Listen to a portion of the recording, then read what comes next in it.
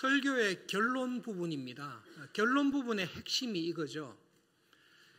여러분, 우리가 성경을 읽고 기도하고 교회 생활하는 것들이 중요합니다. 그런데 그렇게 성경을 읽고 기도하고 교회 생활, 신앙 생활하는 최종적인 목적과 이유가 뭡니까? 라고 물을 때에 하나님께서 받으실 만한 거룩하고 의로운 사람인가? 그 질문이 있습니다. 내가 하나님 앞에 섰을 때에 하나님의 나라에 들어갈 만한, 천국에 하나님께서 받을 만한 거룩하고 의로운 사람인가? 라는 질문이 있습니다. 그 질문에 대해서 사도 바울이 정말로 경건한 믿음으로 살기 원하는 유대인들, 그리고 하나님 보시기에 인정받는 거룩한 사람으로 인정받는 사람으로 살기 위해 유대교로 개종하여서 회당에 와서 예배를 드리는 그 사람들에게 사도 바울이 긴 설명을 하고 난 이후에 결정적으로 던진 질문이 이겁니다. 우리가 하나님 보시기에 의롭게 되기 위해서 율법을 지킵니다. 그런데 율법을 잘 지킴으로써 하나님의 나라에 들어갈 사람은 아무도 없습니다. 율법을 잘 지킴으로 하나님 보시기에 선한 행위를 함으로써 천국에 들어갈 사람, 하나님께서 보시기에 어렵다 할 사람은 아무도 없습니다. 그것은 불가능합니다. 하나님 앞에 설수록 우리는 나의 죄를 발견합니다. 오히려 이 죄를 발견하는 사람의 특징이 있습니다. 하나님의 말씀대로 살기 원하는 사람들이 자기의 죄를 더 확실하게 발견합니다. 하나님의 말씀에 귀를 기울이십시오. 선행을 함으로, 착하게 삶으로, 교회 생활, 신앙 생활을 열심히 함으로 하나님의 나라에 들어갈 의로운 사람은 한 사람도 없습니다. 오히려 경건 생활, 믿음 생활, 율법을 지키면 지킬수록 내가 의롭다라는 것보다는 내가 하나님 앞에서 어쩔 수 없는 죄인이구나, 죄를 발견하게 됩니다. 이러한 소망 없는 우리를 위해 하나님께서 주신 구원의 길, 복된 소식이 있습니다. 그것이 나의 모든 죄를 예수님께서 담당하시고 죽으셨습니다. 그 예수님의 죽음을 통해 나의 모든 죄가 하나님께서 사해 주셨습니다. 내가 그 예수님 안에 있을 때에, 하나님께서는 나를 의롭다라고 칭해 주신다라는 말씀입니다. 사도 바울의 결론은 확실합니다. 이것이 복음입니다. 우리는 우리의 행위로, 착한 삶으로 하나님 앞에서 의롭다함을 받지 못합니다. 아무리 율법을 지키고 신앙생활을 열심히 한다 해도 하나님의 나라에 들어갈 의로운 사람은 없습니다. 오직 예수님의 십자가의 죽으심이 하나님 앞에서 나의 모든 죄를 사해 주셨습니다. 내가 예수님 안에서 살아갈 때에 하나님은 나를 의롭다라고 칭해 주십니다. 바울이 이 설교를 했을 때에 그 설교를 들었던 경건한 모든 유대인들은 이 말씀에 동의했을 것입니다. 정말로 하나님의 율법을 잘 지키고 말씀대로 살기 원했던 유대인들 중에 바울의 이 설교를 들었을 때 맞다, 내가 정말로 하나님 말씀에 순종하고 율법대로 살려고 애를 쓰면 쓸수록 나에게 죄가 많다는 것, 내가 이길 수 없는 죄가 있다는 것을 깨닫게 됩니다. 여러분, 제사를 많이 드려보십시오. 제사를 많이 드리면 드릴수록 의로워집니까? 제사를 많이 드리면 드릴수록 내가 드리는 죄사보다 내 안에 죄가 많다는 것을 깨닫습니까? 그것은 마찬가지입니다. 내가 제사를 많이 드리고 하나님의 말씀과 기도를 열심히 할수록 내 안에 죄가 많다라는 것을 깨닫게 됩니다. 사도 바울이 우리의 그 영적인 상황을 정확하게 지적한 것입니다. 저도 주일학교 다닐 때는 하나님 앞에서 의롭다라고 생각하면서 살았습니다. 제가 주일학교 다닐 때 십계명을 읽을 때에, 목사님께서 읽으실 때에 저는 의로웠습니다. 저는 살인하지 않았습니다. 저는 간음하지도 않았습니다. 저는 도적질도 하지 않았습니다. 십계명을 읽을 때에 걸리는 것이 별로 없었습니다. 제1계명이 우상 숭배하지 말라고 하셨습니다. 저는 의로웠습니다. 저는 모태신앙이고 교회 말고는 다른 절에 간다든지 다른 종교를 믿은 적이 없습니다. 제가 다른 우상을 섬기거나 다른 종교를 가진 적이 없습니다. 그래서 주일학교 다닐 때 저는 나도 모르는 사이에 상당히 괜찮다. 나는 십계명을 하나님의 말씀을 잘 지킨다라고 생각하면서 살았습니다. 그런데 하나님의 말씀을 자세히 듣게 되었습니다. 저는 살인하지는 않습니다만은 마음에 미워하는 사람은 있었습니다. 경쟁하고 시기하는 사람도 있습니다. 나를 괴롭게 하거나 힘들게 한 사람을 함부로 대하거나 하찮게 여기거나 무시하는 태도를 가지고 있습니다.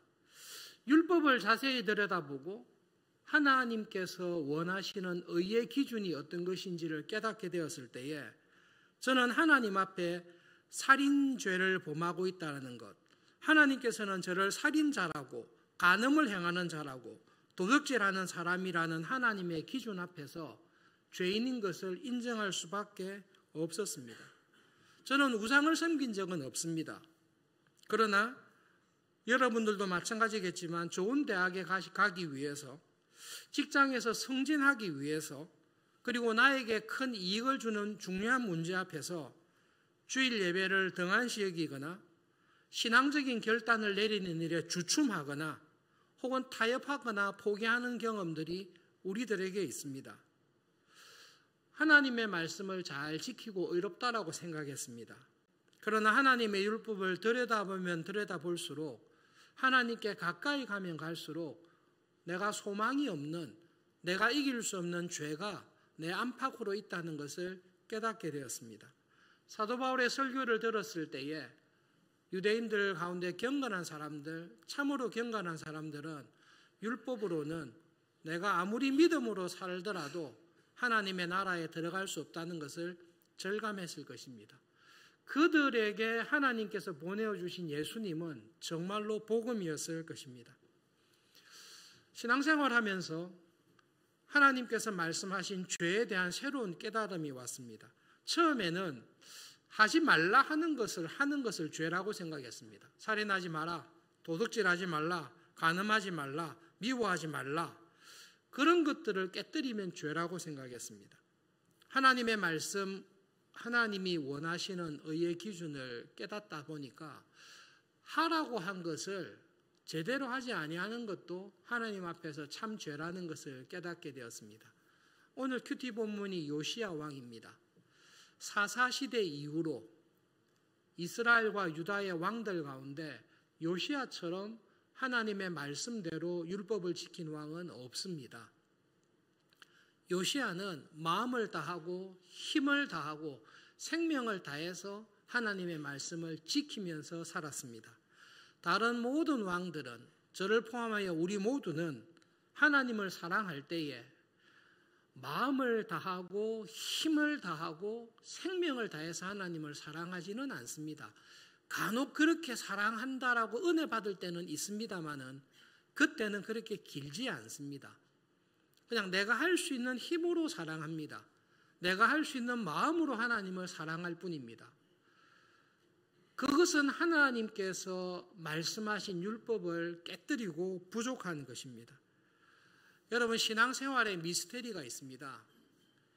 믿음 생활을 열심히 하시고 신앙생활을 열심히 하시고 하나님을 가까이 하면 두 가지 정상이 벌어집니다. 다른 사람들이 볼 때는 점점 신앙이 좋은 사람으로 내가 변해가고 있습니다. 일주일에 한 번만 예배드리던 사람이 주중에 나와서 하나님의 말씀을 배우고 주중에 나와서 하나님 앞에 기도하고 엎드리고 내 문제만 가지고 기도하던 사람이 소그룹의 식구들을 위해서, 어르신들을 위해서, 어려움 당한 사람들을 위해서 자기 일처럼 기도하는 사람으로 점점 변해가는 은혜가 있습니다. 그런데 여러분, 정말로 신기한 것은 겉으로 보기에, 다른 사람들이 보기에 점점 거룩하고 의롭게 살아갑니다. 그런데 그 사람은 하나님을 가까이 하면 할수록 하지 않던 기도를, 하지 않던 성경 공부를, 하지 않던 교회 봉사를 충성되게 하면서 깨닫는 것이 있습니다. 내가 하나님 앞에 여전히 부족하구나. 정말로 하나님 앞에 부족하구나. 이전에는 하나님께서 요구하시는 거룩함의 의의 수준을 몰라서 스스로 의롭다라고 착각을 했었구나. 정말로 빛으로 가까이 갈 때에 내가 몰랐던 어두움이, 내가 몰랐던 더러움이 내 안에 있다라는 것을 발견하는 것입니다. 사도 바울의 설교의 핵심이 이겁니다.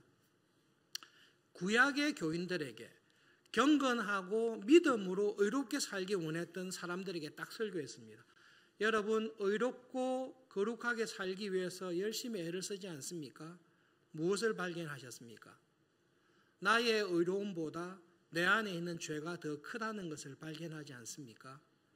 율법을 지킴으로 하나님 앞에 의로운 사람, 천국에 갈 사람 우리에게 아무도 없습니다.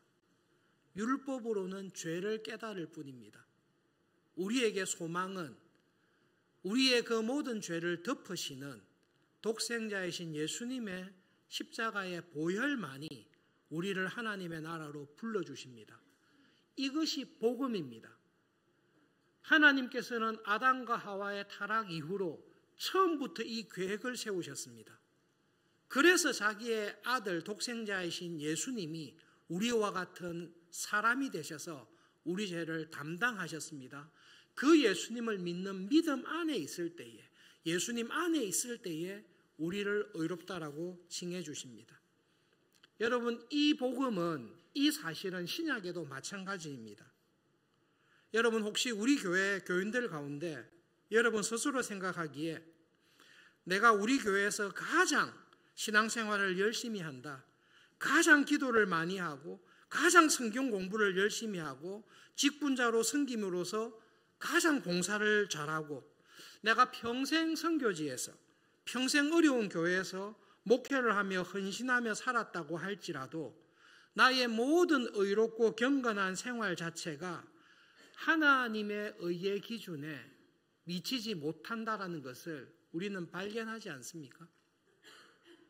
정말로 믿음으로 살아가는 사람들은 내가 아무리 내 몸을 불사르게 내어줄지라도 내 안에는 나를 드러내고 싶은 것, 다른 사람에게 주목받고 싶은 것, 내가 뛰어나다는 것을 자랑하고 싶은 인간의 욕심과 더러운 것이 항상 섞여 있습니다.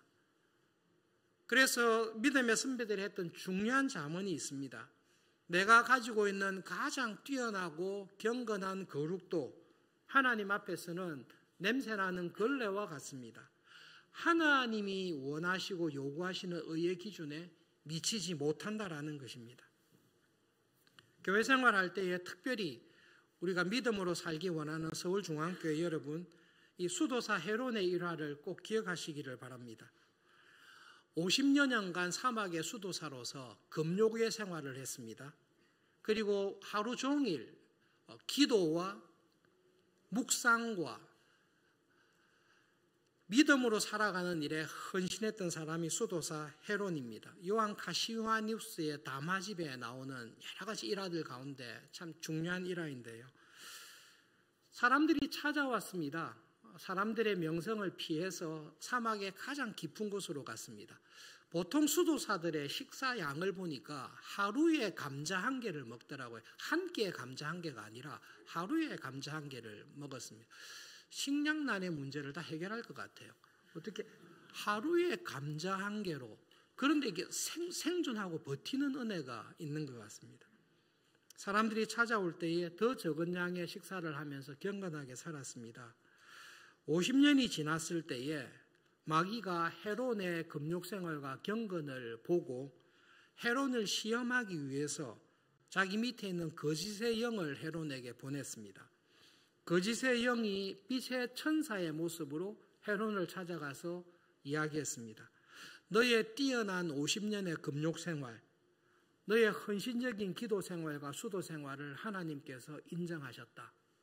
그리고 너의 이 경건과 믿음의 덕을 하나님께서 사람들에게 보이기를 원하신다라는 거짓말을 했습니다. 헤롯은 자신의 뛰어난 경건으로 인해 이 거짓의 영의 말이 하나님의 말씀인 줄로 스스로 오해하고 교만한 마음 가운데 그 말씀을 득습 잡았습니다. 시편의 말씀을 인용하면서 이야기했습니다. 네가 성 높은 곳에서 뛰어내려도 천사가 너의 발을 붙잡아 줄 것이다. 아무도 없는 한밤중에 헤롯은 깊은 우물에, 빛이 보이지 아니하는 깊은 우물에 그 말을 믿고 떨어졌습니다. 치명적인 부상을 입고 거의 죽게 되어 있는 상태를 수도사 형제들이 발견하여 구조했습니다. 헤롯은 구조받고 난 이후에 형제들에게 하나님께서 기적적으로 나를 치유하시고 나의 50년의 경건과 수도 생활과 금욕을 보시고 그것을 인정하셨다라고 이야기를 하고 다시 회복될 것을 이야기했습니다. 사흘 뒤에 죽었습니다.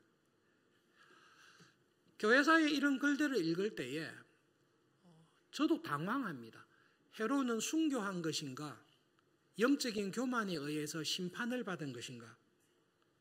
50년간 평생 말씀대로 평생을 선교지에서 교회에서 경건한 직분자로 교인으로서 살았습니다.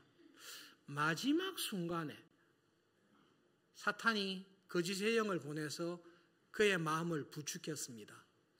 마지막 순간에 거짓의 영에 속아서 뛰어내리고 마지막 순간에 회개하지 아니하고 죽임을 당했습니다. 우리는 우리의 사람의 구원이 하나님의 주권적인 판단에 있다는 것을 믿습니다. 그러나 우리는 하나님의 말씀을 동시에 기억합니다. 평생을 악하게 살던 사람이 마지막 순간에 진심으로 회개하고 주님의 나라에서 저를 기억해 주십시오 라고 하나님의 은혜를 구할 때에 하나님은 그의 모든 죄를 용서하시고 구원하신다라는 말씀을 우리는 기억합니다. 똑같이 평생을 하나님의 말씀으로 살다가 마지막 순간에 자기의 믿음을 부인하고 하나님을 부인하고 죄에 빠져서 범죄할 때에 그의 이전의 모든 어려웠던 행동이 아무 소용이 없다라는 우리 하나님의 말씀을 기억합니다. 사탄은 이처럼 우리를 유혹합니다. 사탄은 이처럼 우리를 유혹합니다. 나의 경건과 믿음 생활과 충성이 하나님께서 기뻐하실 만한, 하나님이 받으실 만한 거룩하고 어려운 것이라고 우리를 시험합니다. 그러나 여러분, 예수님의 십자가를 통해 우리에게 주신 복음은 하나님의 의의 기준을 만족할 만한 선행, 믿음 생활을 하는 사람은 아무도 없습니다. 예수님밖에 없습니다. 그리고 그 예수님의 죽으심을 통해 은혜로 우리를 하나님의 자녀로 불러주시고 의롭다라고 칭해 주십니다. 그러므로 그것이 참 복음입니다. 목회자로서 우리 서울중앙교회 여러분들에게 꼭 권하고 싶은 말씀이 있습니다. 새겨 들으셔야 됩니다. 여러분 모두가 하나님 앞에서 헤롯과 같이 경건한 교인이 되시기를 정말로 권합니다. 사탄이 보기에 저 너무 열심히 신앙생활한다. 저대로 놔뒀다가는 정말로 거룩하고 경건한 수도사가 되겠다. 내가 내 부하를 시켜서라도 시험하고 넘어뜨려야 되겠다라고 주목할 정도로 믿음으로 경건하게 살아가시는 교인들이 되시기를 정말로 바랍니다. 그런 의미에서 헤롯과 같은 경건한 사람으로 살아가시기를 진심으로 바랍니다. 사탄한테 좀 미안한데요. 사탄도 바빠요. 걔도 되게 바빠요. 걔도 타락한 천사이기 때문에 하나님께서 가브리엘을 예루살렘에 보내면 가브리엘은 베들레헴에 있기는 불가능합니다. 천사는 한 곳에밖에 못 있습니다. 하나님의 영이신 성령님은 동시에 무소부재하십니다. 그러나 타락한 천사인 사탄과 마귀들은 한 곳에 있으면 다른 곳에 못 있습니다.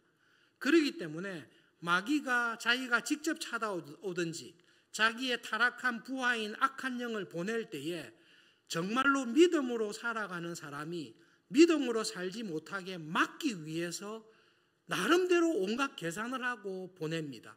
마귀가 볼 때에 저 집사를 한번 건드려 봐야 되겠다. 저 직분자를 한번 건드려 봐야 되겠다라고 위협을 느낄 만한 그런 경건한 믿음으로 살아가실 수 있기를 바랍니다.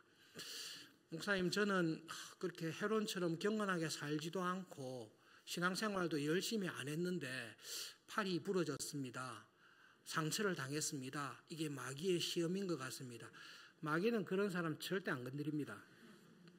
마귀가 그 정도로 한가하지 않습니다. 자기 실수로, 자연재해로 우리가 다칠 수 있지, 믿음으로 경건한 삶을 살고 있지 않는 사람을 마귀가 굳이 와서 건드릴 정도로 어리석지 않습니다.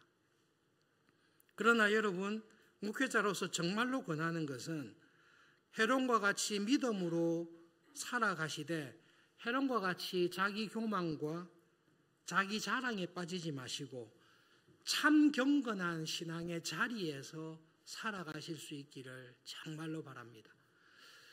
정말로 믿음으로, 정말로 충성을 다해서 경건하게 살아가는데 헤론과 같은 자기 자랑과 교만에 빠지지 않고 참 은혜 안에 살아가는 것은 어떤 것입니까? 여러분, 그냥 한 믿음의 사람을 생각하시면 됩니다. 예수님을 생각하면 너무 이렇게 우리가 동떨어질 느낌이 있으니까 제가 존경하고 사랑하는 성 프란시스코의 말씀을 그냥 기억하시면 좋겠습니다. 모든 사람이 가장 경건하다고 했습니다. 십자군 전쟁 때 프란시스코가 혼자 아랍의 군주에게 찾아가서 담대하게 했던 일들이나 그의 일화들을 쭉 읽어보시면 헤론을 능가하는, 헤론의 경건으로 붙잡을 수 없는 참 경건을 가지고 있는 사람이 프란시스코입니다. 프란시스코가 이 고백을 했습니다.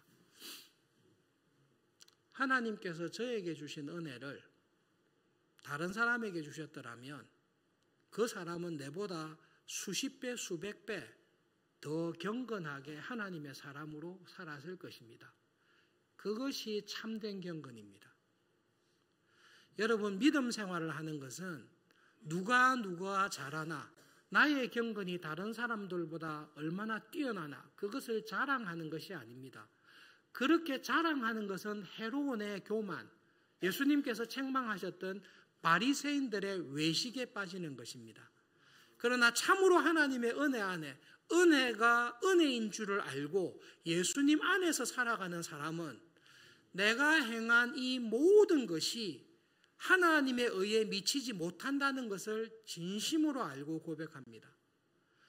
그럼에도 불구하고 경건하게 믿음으로 살아가는 일에 전심을 다합니다. 결론이 이겁니다. 나의 선행과 충성과 봉사가 하나님의 의를 만족할 수 없습니다.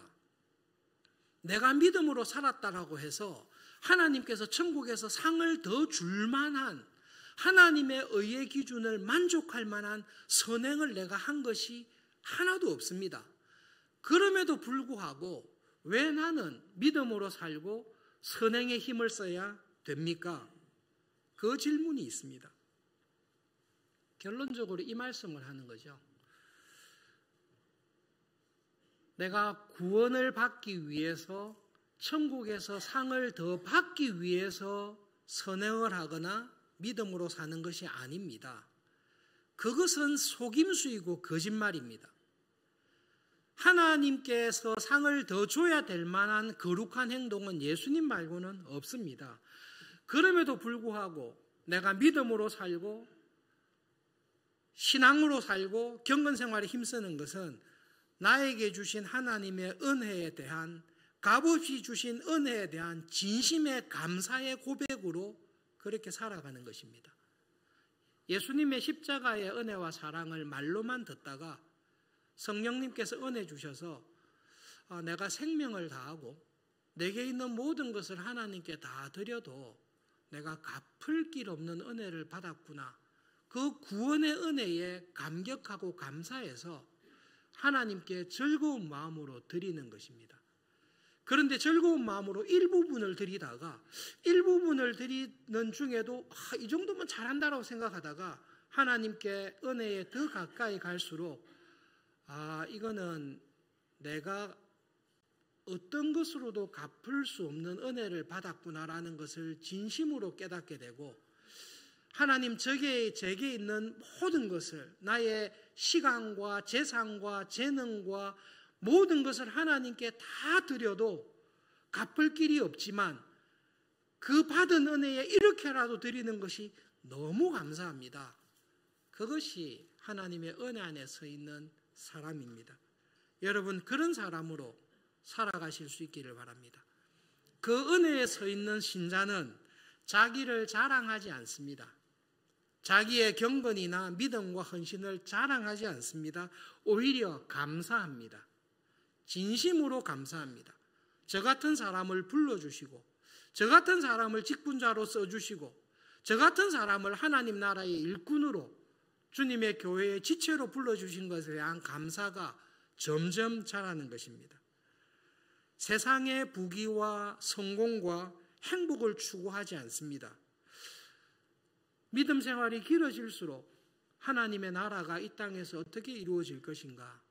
주님께서 피로 세우신 이 서울중앙교회가, 이 교회가 어떻게 세상의 빛과 소금이 되고 하나님의 구원을 증거하는 교회로 설 수 있을까를 기도하면서 그 일에 저를 써주시기를 기도하는 사람이 됩니다. 여러분, 참 은혜 안에 있는 사람의 특징은 간단 결론이 이거예요. 정말로 하나님의 은혜 안에 서 있는 사람은 예수님을 닮아갑니다. 그 사람을 보시면 점점 예수님을 닮아갑니다.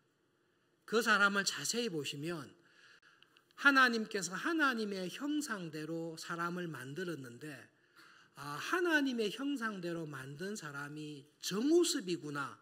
그것이 내 안에서 이루어지는 것입니다. 여러분, 이 은혜와 축복과 이 상급은 다른 어떤 것과 비교할 수 없습니다. 우리는 이런 이야기를 간혹 듣습니다.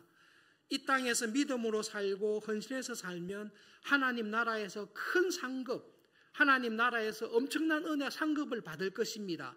그 은혜와 상급을 하나님께서 은혜로 주실 것입니다. 그런데 여러분, 내가 하나님께 받는 은혜와 상급 가운데 그 어떤 것도 내 안에 하나님의 형상이 온전히 이루어지는 것, 내가 생각하는 것이나 말하는 것이나 살아가는 것이 나를 볼 때에 분명히 내가 사는데 내 안에 예수님께서 충만하게 살아가고 있는 사람으로 바뀌는 것, 그것이 천국에서 누리는 가장 큰 축복입니다.